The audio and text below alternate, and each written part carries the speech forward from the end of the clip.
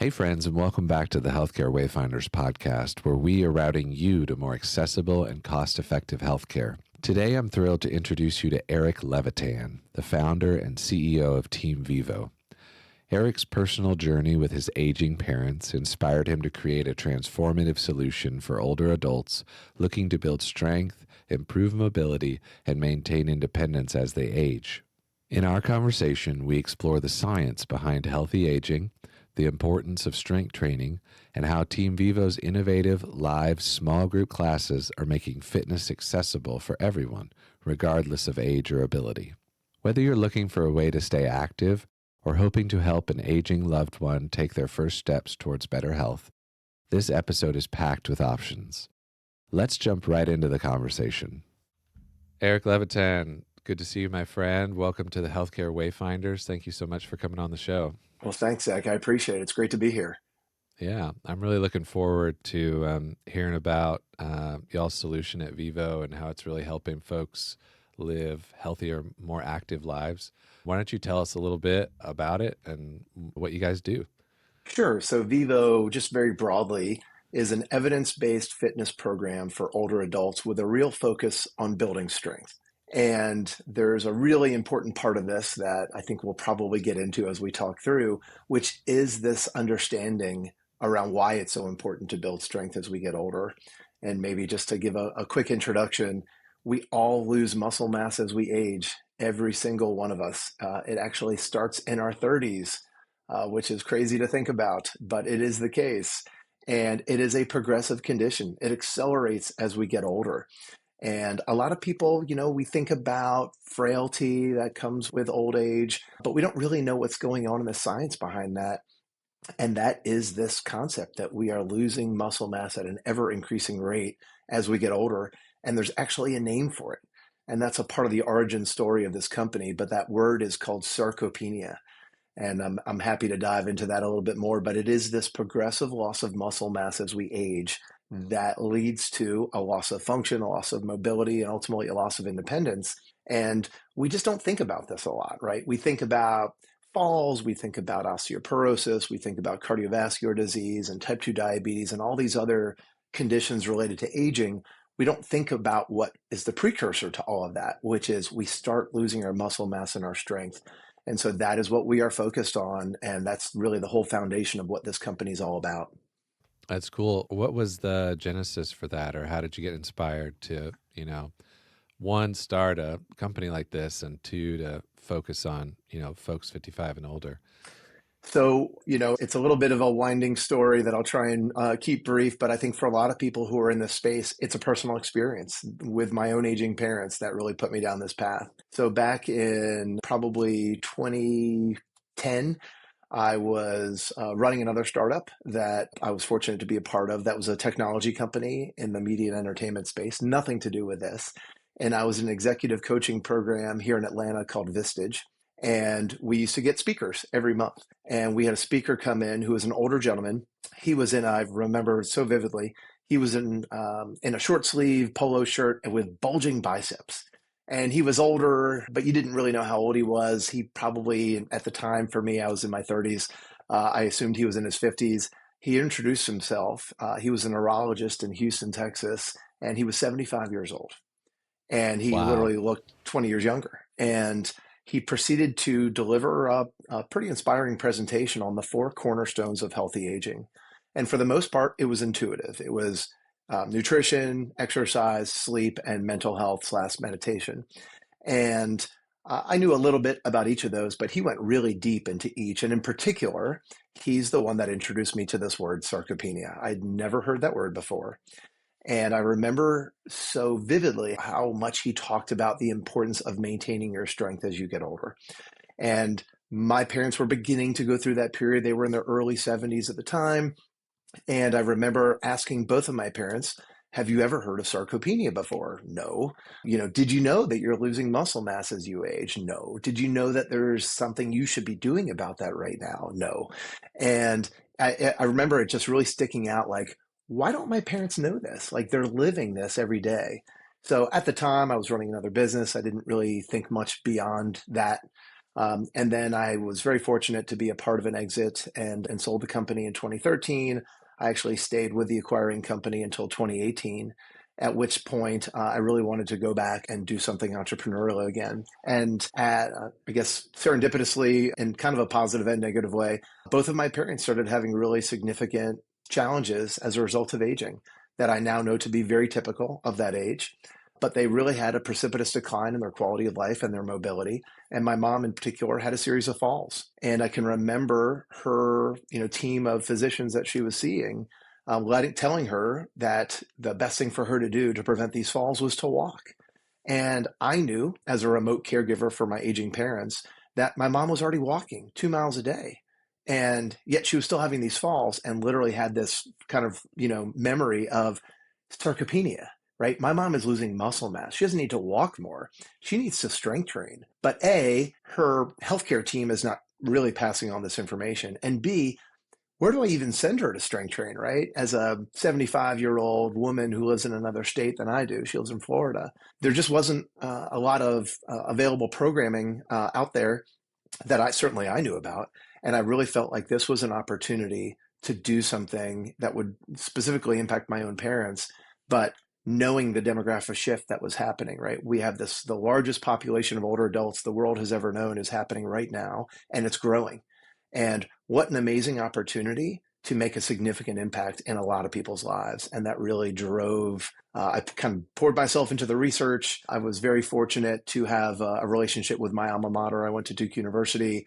I stayed kind of close to the school and was an advisor for some professors and got connected to the Duke Center for Aging and really got to talk to some very smart people who were already doing things around exercise and strength building for older adults, which really inspired me to create this company called Vivo. That is so cool. And, I think it's always a team and especially a founder, it's always so much more passionate when, what you're building comes from your own personal experience or problems that you or loved ones that you have experienced. I just love y'all's story. Jump in, tell us what the program is. How does it work? How does somebody take advantage of it?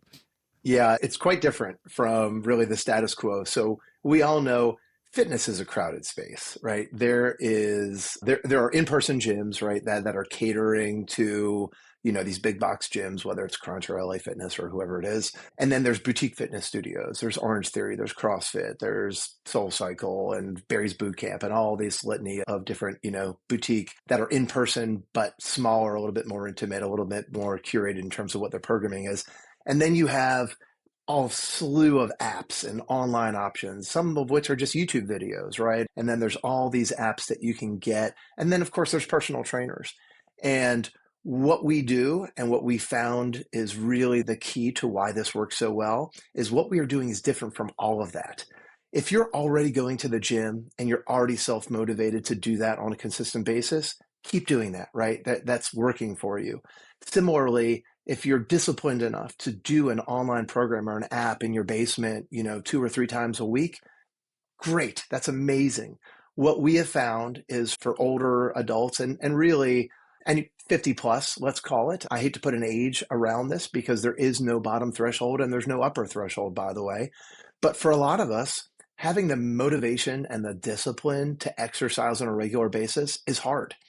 And so we really try to speak to those individuals, which I think is most people. And in particular, we deliver this as an online but live and interactive small group.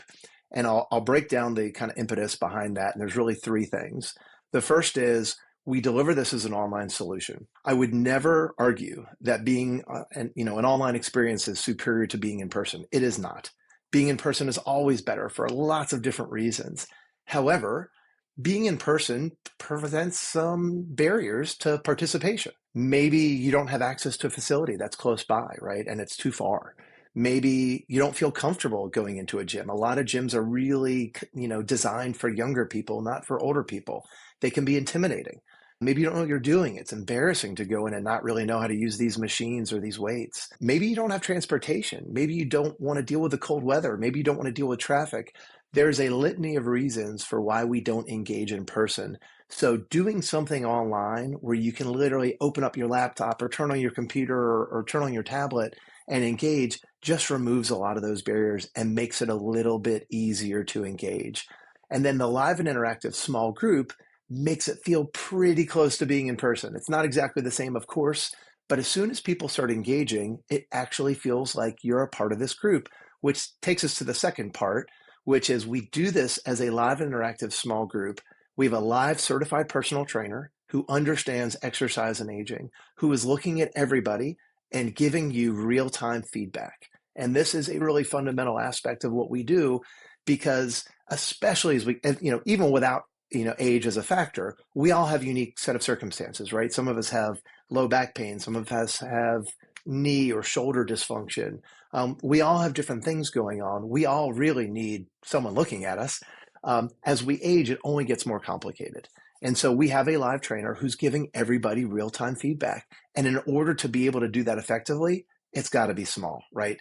With a group of 20, 30, 40, 50 people, you just can't give people that level of individualized feedback. But we do. We keep the classes around 8 to 10 people, which allows our live trainers to look directly at you and correct your form, keep you safe, modify an exercise if you've got pain or discomfort, help you find the right level of challenge for how you're feeling that day.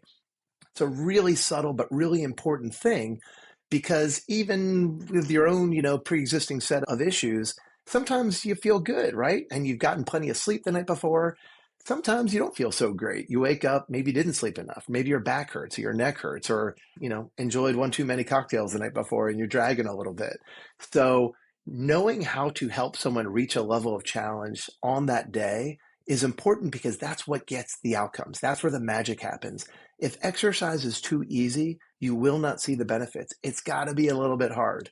Not a great message to deliver, but it's the truth. We have to challenge ourselves to experience growth. So that's really the second part of why we do what we do. And the third part is arguably the most important. All of your listeners probably already know that exercise is good for us. We all know this. Again, it's hard to create habit. It's hard to have that discipline and that self-motivation. When you make exercise fun and you make it social and you feel a part of a group, it makes it a little bit easier to adopt. And it creates accountability, and accountability leads to behavioral change. And that is what we are going for. So with these small groups, we are very intentional about creating social engagement, creating conversation, creating social connection and social support that leads to repetitive behavior, that leads to behavioral change, which leads to having exercise be a part of your DNA, a part of what you want to do. Because the other thing that is not a great message to deliver to your listeners, but is also the truth, you can't exercise occasionally and see health outcomes, and you can't exercise for 12 weeks and check the box and never do it again.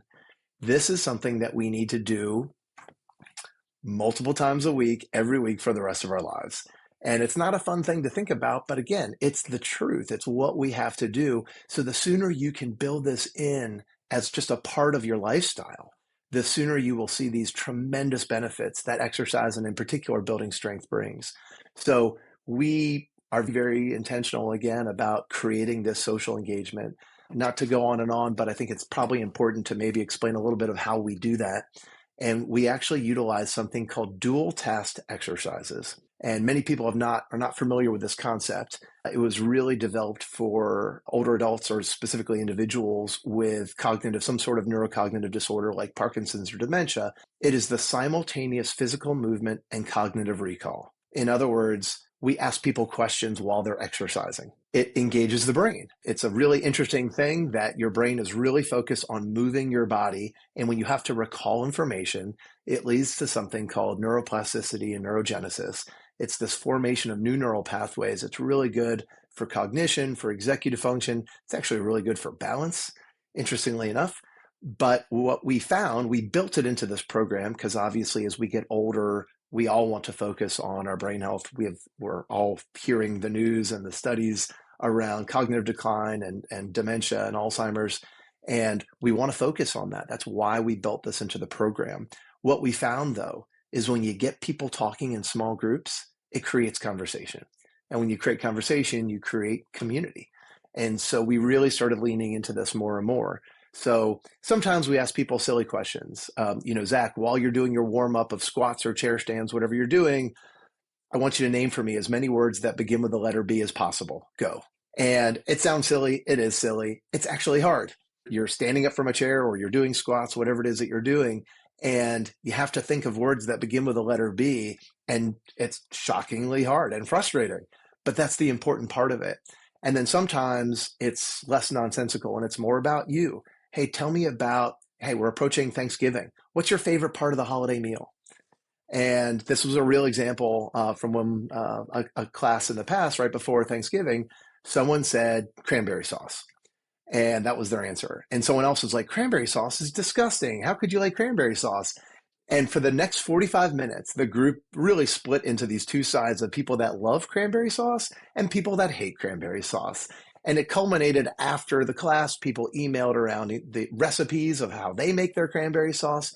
And it was such a wonderful example of we were exercising for 45 minutes, but nobody felt like they were exercising, right? We were talking about something really fun and silly and connecting. And it was a wonderful example of what happens in a Vivo class. In my mind, I'm like thinking of like George Costanza's parents and Jerry Seinfeld's parents exercising and arguing about Talking about cranberry Thanksgiving sauce. food. Yeah. Oh my gosh. That's hilarious. That is so funny. Oh man. Well, everything you're saying, I mean, that resonates with me. I'm 37 and I go to a private gym where it's a small class and they just tell me what to do. Cause like I work all day. We've got small kids.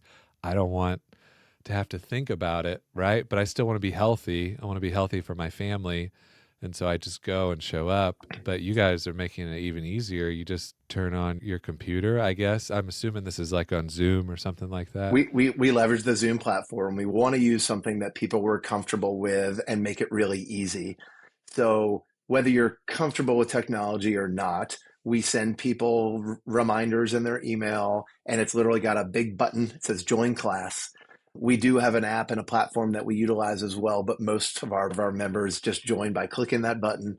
And yes, a Zoom window pops up, and we leverage the Zoom platform as a familiar one that I think we all got pretty used to during the pandemic. Yeah. What's like the progression level for folks? I mean, I'm assuming you've got beginners. Like, do you have the 75-year-old neurologist with massive biceps? Are they all in the same class or do they have different classes or how's that work? So there's actually two parts to that answer. It's a great question, by the way. For every exercise, so there is, and age is not necessarily an indicator at all, right? We've got really mobility challenged younger folks in their, whether it's 40s, 50s, 60s. We've got extremely fit participants in their 70s, 80s, and 90s and beyond, and everything in between. And knowing there's so much variability in this very large, diverse audience, what we do is for every exercise that we introduce, for every movement pattern, we introduce 4 different variations of that exercise. We just refer to those as levels. So level 1 is always going to be seated or standing supported. So if you've got really, you're challenged from a balance and mobility perspective, or maybe you're even chair bound, you can participate in a Vivo class. On the other end of the spectrum, level 4 is going to be the most challenging versions of those movements. And it is going to be generally involving getting to the floor or some sort of plyometric jumping, hopping, more challenging kind of movement. And a wonderful example would be a squat. A squat is one of the most fundamental functional moves. We're very, very focused on functional movement that mimics activities of daily living. This isn't about, benching and doing these things that are also really good for us, by the way, but it's really about functional movements. And a squat is probably arguably the most important, right? A squat is essentially standing up from a chair, sitting down and standing up in a chair. When we lose our ability to stand up from our chair, we truly lose our independence. And so we want to help people preserve that. Well, the progression of levels for a squat looks like as follows. A level 4 version of a squat would be a squat using weight, maybe holding a kettlebell or a dumbbell or using resistance bands, something to add some weight. A level 3 version, so maybe you can't do that. That's too hard. Level 3 might be, well, you can just use body weight. You don't need to hold any additional weight, but can you, squat down and stand back up just using body weight? And maybe you can't do that. So a level 2 version of a squat might be a chair stand where you're actually standing up and sitting back down in a chair, which is a little bit easier than just a standard body weight squat. Or potentially Another variation of that might be standing behind a chair or a counter and using your hands as leverage to help take some weight off of your body. And some people can't do that, and they really can't get out of a chair. And so a level 1 version of a squat will be seated doing knee raises. And so for anybody of any level of mobility, they can engage in that exercise. And so for every exercise that we introduce these 4 levels. So that's really the most fundamental thing around what we're doing, is we're helping people find the level. And by the way, you might do level 2 or 3 squats one day, but maybe your knees are bothering you, and so you decide to do level 1 squats the next time. This is where we want to help people figure out how to reach that level of challenge for how they're feeling that day. Also, one other quick side note, people are not levels, exercises are levels. One of the other very common things that we see is you may be doing level 3 or 4 versions of upper body exercises, but level 1 or 2 versions of lower body exercises because you have knee pain or hip pain or lower back pain, right? Or vice versa. Maybe you've got really strong lower body, but you've got some sort of shoulder, mobility issues or arthritis or rotator cuff issues, and you can't do any, overhead movements. You might be doing level 1 upper body and level 3 lower body, right? So that's very, very common. So fundamentally, we've got these 4 levels for every exercise. What we then did is we realized there's a little bit more of a cohesive experience when people are of similar levels of mobility and fitness in the same classes. And so first and foremost, anybody can join any class, and this works really, really well. And we have classes with people who are all over the spectrum. But we also have these branded versions of our classes designed to try to group people together by your fitness. On the one hand, we have what we call Vivo Foundations. Vivo Foundations are generally for people who are uncomfortable with exercise. Maybe they're just starting their journey. Maybe they've got significant balance or mobility issues. We're doing mostly level 1 and 2 exercises. People that may be chair bound or remain seated the entire program, those will be in our Vivo Foundations classes. On the other end of the spectrum, we have a class called Vivo Plus. Vivo Plus are for people that want a really challenging at-home exercise program. We're mostly doing level 3 and 4 exercises. We're doing maybe more increased number of sets or repetitions or exercises in that class. It's a little bit faster paced. And then in the middle, we just call it Vivo. We probably should have a better name than that. But we have Vivo Foundations, Vivo, and Vivo Plus, and we help people find which class they're going to be most comfortable in. That's awesome. I feel like that makes it super accessible for someone wherever you're at on the spectrum. And if you have any kind of injuries or something like that, I love it, And I'm assuming you guys do some kind of assessment or something to start off with so that, the trainer knows, if I have I had a dislocated shoulder in high school football or something and I need extra help there, or I need a movement changed or something like that. Yeah, that's actually another pretty big differentiator for us and a lot of other fitness programs out there is whenever someone joins our program, we start out and we do a one-on-one assessment with a specialist. We have a team of researchers, PTs, scientists that do these one-on-one assessments also over Zoom. So it's literally just the assessor and the individual. And we will talk about health history. We'll talk about goals. Goals are actually a really important part because we want to translate, yes, it's great to see improvements in strength and balance, but to what end, right? To what means, whether it's taking a trip, whether it's just wanting to get on the floor and play with your grandkids. Establishing those goals helps with that motivation. But then we baseline your strength, your upper body strength, your lower body strength, your balance, your endurance, and your agility.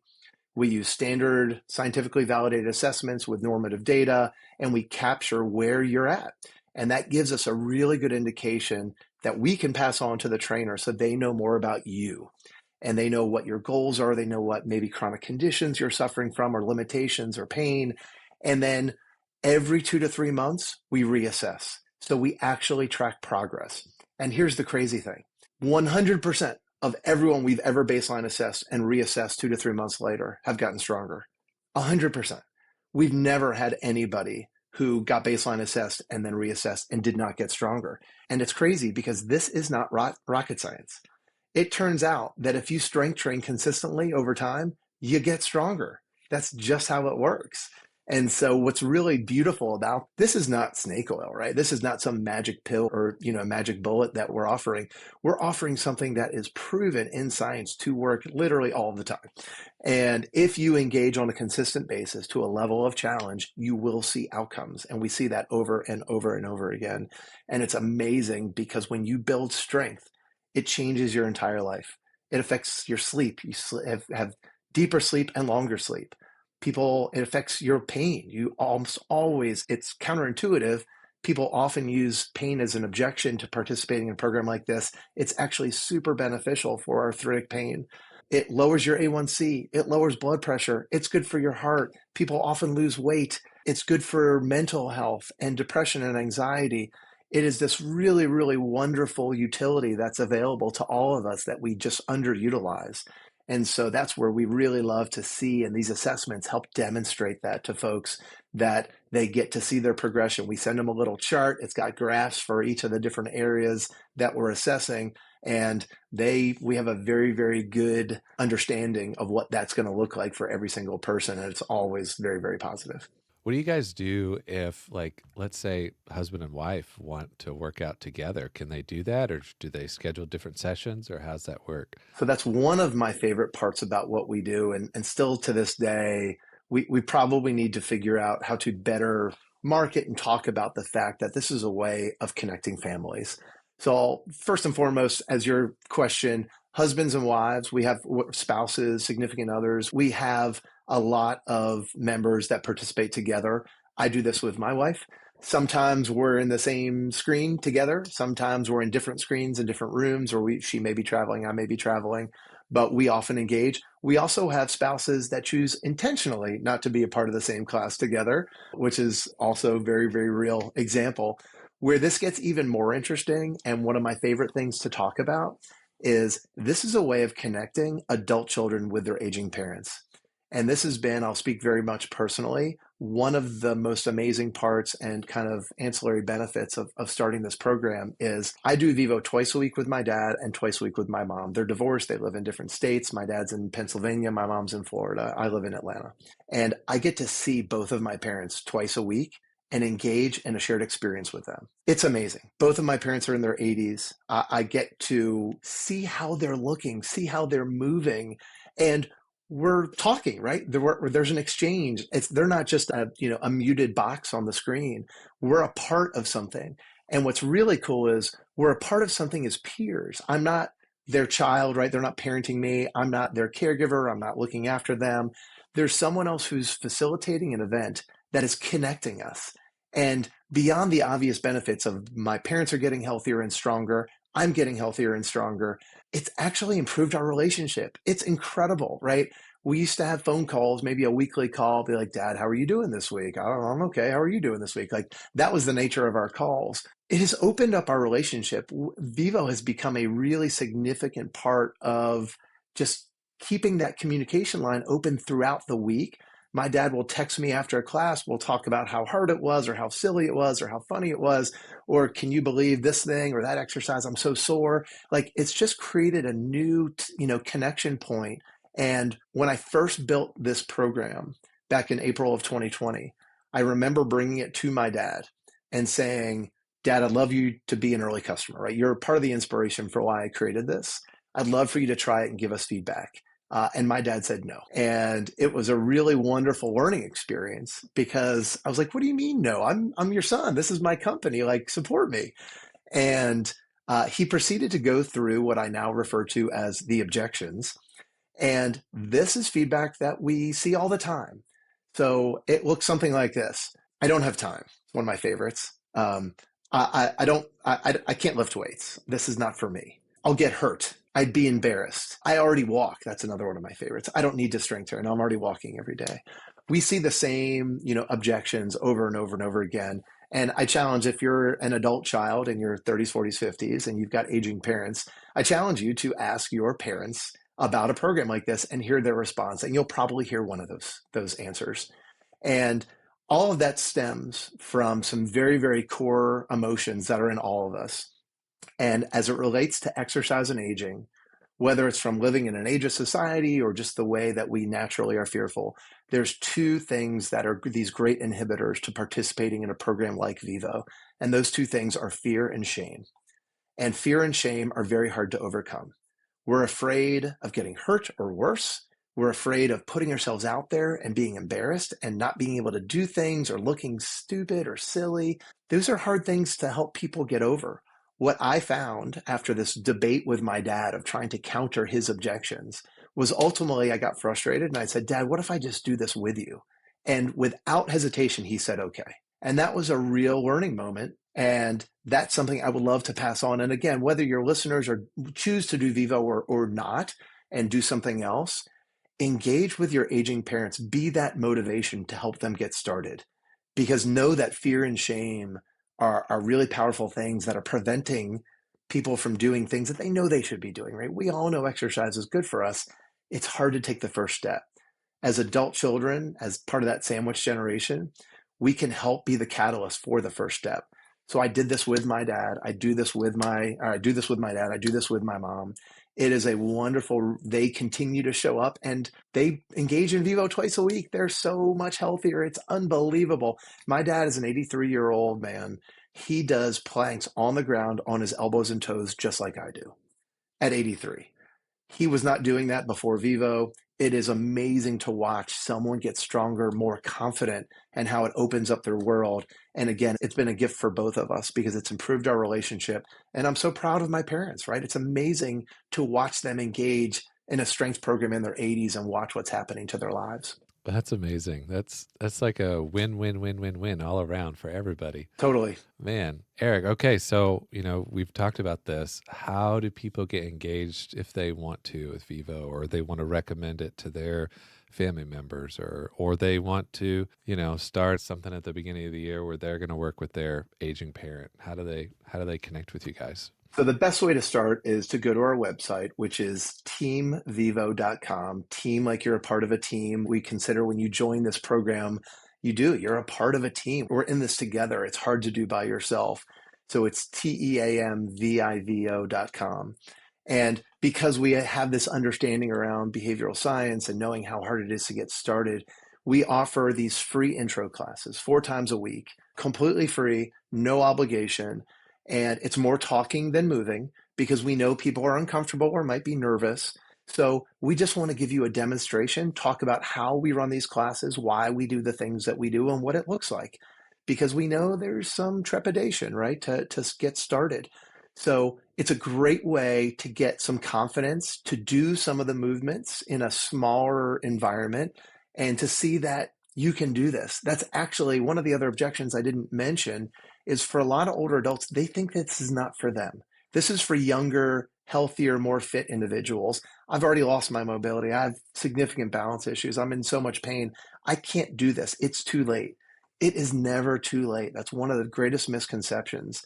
Some of the landmark research around this from the late 80s from Tufts University was with individuals in their 90s in nursing homes who were not exercisers at all and had lost much of their mobility and saw these incredible gains from engaging 3 times a week in these 45-minute classes. And so knowing that it's not too late, we run these free classes to help people understand that they can do this. From there, you can decide if this is a program you want to do. If you're an adult child, you can gift this to your aging parents. There's a way to buy this for them. But I love what you suggested, and doing this with your aging parents is such a wonderful way to help them bridge that, take that next step. And for those of you who are listening to this in January, we are actually doing something that's pretty special where we are offering a free month, an entire free month. If you sign up by the end of January, you can engage in Vivo classes twice a week for free with no obligation to really see how this works. We want people to have this experience. And even if they end up not choosing Vivo, hopefully they see they can do this. They feel better as a result of doing this, and they incorporate that into their lives in whatever way makes sense for them. Because that's the ultimate goal, right? Is when we exercise on a consistent basis, and in particular focus on strength, as we talked about already, it is such an important integral part of healthy aging. We just want people to adopt this, have this awareness and adopt it, know how to adopt it as habit. And so engaging for free for a month in twice a week classes, 45-minute classes, is a pretty cool thing that hopefully will resonate with your listeners. And either they'll do it for themselves, they'll do it for their parents, or they'll do it with their parents. Eric Levitan, leader of Team Vivo. Appreciate you for coming on the podcast and sharing the amazing work that y'all are doing. We'll link everything that you talked about in the show notes so that people can find you. And yeah, y'all check it out. It's a great way to start the year. Thanks for coming on the show, Eric. I really appreciate it. Thanks so much for having me.